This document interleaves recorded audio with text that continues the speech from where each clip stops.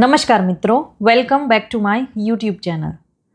તો તમે TET 1ની exam આપી હશે અમુક લોકોએ, અને હવે ટાટની જે હાયર સેકન્ડરીની અને સેકન્ડરીની એક્ઝામ આવશે અને નેક્સ્ટ ટેટ 2ની પણ આવી શકે તેવી શક્યતાઓ છે. તો તમારી તૈયારી ચાલુ જ રાખવી પડે. તો કેવા ક્વેશ્ચન પૂછાઈ શકે અને કેવા સવાલ આવી શકે અને કેવા ટોપિક પૂછાઈ શકે, તો આપણે એવા સિમ્પલ અને જે આપણને ઇઝી લાગતા ટોપિક્સ હોય છે તો તેને આપણે અંડર એસ્ટિમેટ ન કરી શકીએ. અને જ્યારે તમે કન્ટેન્ટ વાંચતા હોય 9મા ધોરણનું, 10મા ધોરણનું, 11, 12 કે પછી 6 થી 8નું, તો તે જે પુસ્તક હોય છે તે એકે એક પુસ્તક તેનું પેજ નિરીક્ષણ કરવું અને એનું માઇન્યુટલી ઓબ્ઝર્વેશન કરવું એ ખૂબ જ જરૂરી છે, કેમ કે ગમે ત્યાંથી ક્વેશ્ચન પૂછાઈ શકે છે. તો આ વિડીયોમાં આપણે એવા બે ટોપિકની વાત કરીશું કે જેમાંથી પ્રશ્ન પૂછાઈ શકે છે અને તે તમારે અંડર એસ્ટિમેટ કરવું ના જોઈએ. તો અહીં તે ટોપિક છે તેનું ફ્રન્ટ પેજ, કોઈ પણ પુસ્તકનું ફ્રન્ટ પેજ, એટલે કે જે આપણે પુસ્તક ઓપન કરીએ છીએ તેનું જે ફ્રન્ટ પેજ હોય છે તેમાં તમને ખ્યાલ છે કે પ્રતિજ્ઞાપત્ર હોય છે. ગુજરાતી કે એવી કોઈ પુસ્તક હોય તો તેમાં ગુજરાતી લેંગ્વેજમાં હોય છે, અને અંગ્રેજી કે હિન્દી હોય તો તેમાં તે ભાષામાં પ્રતિજ્ઞાપત્ર હોય છે.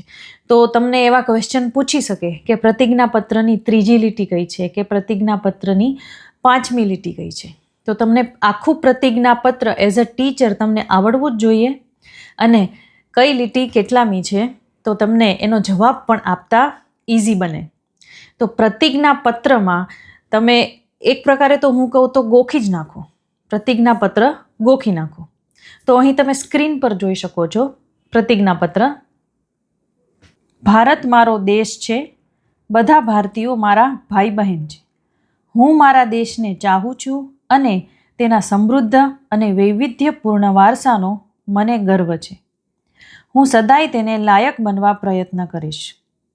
હું મારા માતા પિતા, શિક્ષકો અને વડીલો પ્રત્યે આદર રાખીશ અને દરેક જણ સાથે સભ્યતાથી વર્તીશ. હું મારા દેશ અને દેશબાંધવોને મારી નિષ્ઠા અર્પું છું. તેમના કલ્યાણ અને સમૃદ્ધિમાં જ મારું સુખ રહ્યું છે. અને આ પેજ પર તમે જોઈ શકો છો રાજ્ય સરકારની વિનામૂલ્ય હેઠળનું પુસ્તક,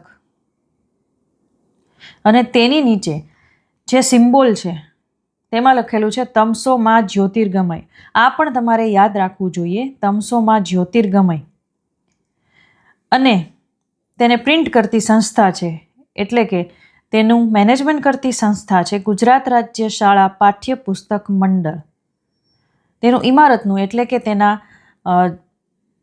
ક્ષેત્રનું નામ છે વિદ્યાયન, સેક્ટર 10A, ગાંધીનગર 382010. તો અહીં સેક્ટર પણ પૂછી શકે, સેક્ટર 10A. તો આ તમારે યાદ રાખવું જોઈએ, વિદ્યાયન સેક્ટર 10A. તો આ હતું આપણું પ્રતિજ્ઞાપત્ર.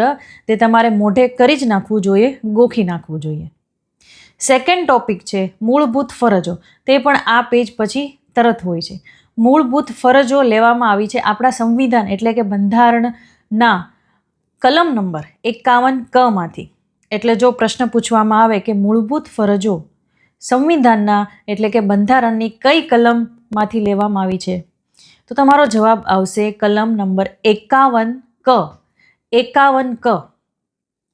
એવું પણ પૂછવામાં આવે કે મૂળભૂત ફરજો કેટલી છે, મૂળભૂત ફરજો પાઠ્યપુસ્તકમાં આપેલી મૂળભૂત ફરજો કેટલી છે, તો તમારો જવાબ આવશે 11. તો ક થી શરૂ કરી અને 11 જેટલી મૂળભૂત ફરજો થાય છે. હું તો સજેશન આપું અને સલાહ આપું છું કે આ દરેક મૂળભૂત ફરજ જે છે 11, તે તમને મોઢે હોવી જોઈએ, અને કઈ પહેલી આવે છે, કઈ બીજી આવે છે ને કઈ ત્રીજી આવે છે, તો તમારે તે યાદ રાખવું જોઈએ, એકદમ ગોખી નાખવું જોઈએ કે મૂળભૂત ફરજો 11 છે. પહેલી મૂળભૂત ફરજ આ છે, બીજી, ત્રીજી, ચોથી, 5મી, 8મી કે 10મી કે 11મી. એવું પણ પૂછી શકે કે છેલ્લી મૂળભૂત ફરજ પાઠ્યપુસ્તકમાં કઈ છે, નીચેના ઓપ્શનમાંથી જણાવો. તો આ રીતે આ બે જે ટોપિક્સ છે તેમાંથી ક્વેશ્ચન આવી શકે છે. ક્યારેક આપણે વાંચવામાં અને અઘરા ટોપિક્સ વાંચવામાં ખૂબ મહેનત કરવામાં ક્યારેક આવા ટોપિક્સ જે છે તે અવોઇડ થઈ જાય છે. આપણને એમ થાય કે આવું તો નહીં પૂછાય, અથવા તો આપણને ખબર જ નહોતી કે આવું પૂછાઈ શકે. તો આવી ઝીણી ઝીણી જે બાબતો હોય છે, માઇન્યુટ ડિટેલ્સ હોય છે, તે તમારે ધ્યાન રાખવું જ જોઈએ અને એકદમ ગોખી નાખવું જોઈએ. આમાં કંઈ યાદ રાખવા જેવું છે નહીં. થોડું સમજી અને ગોખી નાખો એટલે તમને જવાબનો માર્ક્સ મળી જાય. તો આ વિડીયોમાં બસ આટલું જ. હું મળીશ તમને નેક્સ્ટ વિડીયોમાં. I will see you in my next video. Till then work hard with consistency because you can do it and just believe in yourself. બધું જ સારું થશે, ફક્ત તમારે મહેનત કરવાની જરૂર છે. ત્યાં સુધી આવજો. Take care.